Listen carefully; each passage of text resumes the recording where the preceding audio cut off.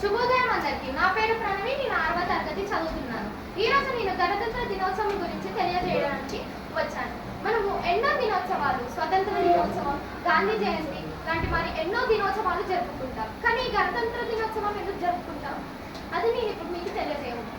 మన భారతదేశం బ్రిటిష్ వాళ్ళ పాలనలో మగ్గిపోయి ఉంది. మనము వాళ్ళు ఎలా అంటే అలా తల ఊపి, ఎలా అంటే వాళ్ళు చెప్పినట్టే ఆడేవాళ్ళు. కానీ మనకు స్వతంత్రం వచ్చిన తర్వాత మనకి సొంత రాజ్యాంగం మరియు నియమ నిబంధనలు లేవు.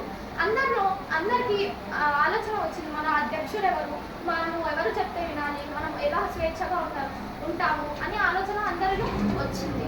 దాని తర్వాత బిఆర్ అంబేద్కర్ గారు ఒక సంఘాన్ని నిర్మించి మరియు మన అధికారులు మరియు ఎందరో గొప్ప వాళ్ళు ఒక్కొక్క దేశానికి వెళ్ళి వాళ్ళు రాసిన రాజ్యాంగంలో నిబంధనలు తెలుసుకొని మన దేశంలో ఏ నిబంధనలు అయితే బాగుంటాయి, ఎలా అయితే మన దేశం అభివృద్ధి చెందుతుంది, ఏవైతే తీసుకురావాలి, ఎలా అయితే మన దేశం బాగుంటుంది అన్నీ ఆలోచించి ఒక్కొక్క దేశం నుంచి ఒక్కొక్క నిబంధనని తెచ్చి మన రాజ్యాంగంలో రాశారు. మన రాజ్యాంగం ఎంతో పెద్ద లిఖిత రాజ్యాంగం. దీంట్లో ఎంతో గర్వంగా మనం తెచ్చుకున్న నిబంధనని మనం రాసాము. కానీ మన గొప్ప వాళ్ళు, ఎందరో గొప్ప వాళ్ళు చాలా మంది కష్టపడి ఈ రాజ్యాంగం రాశారు. మనము ఈ రాజ్యాంగంని గౌరవించట్లేదు. మనము నిబంధనలను మరియు ఇవన్నీ పాటించడం లేదు.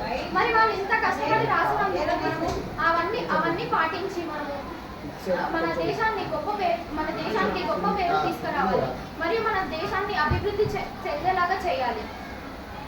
మనము ఈ రోజున మనము జెండాని చాలా గర్వంగా ఎగురవేసుకుంటాము. మన దేశాన్ని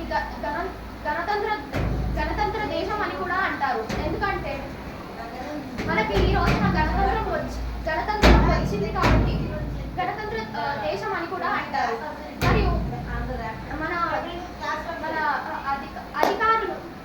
మన అధికారులు ఎంతో కష్టపడి మనని ఈ నియమ నిబంధనలు పాటించేలాగా చేస్తున్నందుకు వాళ్ళందరికీ కృతజ్ఞతలు తెలుపుకుంటూ సెలవు తీసుకుంటాం.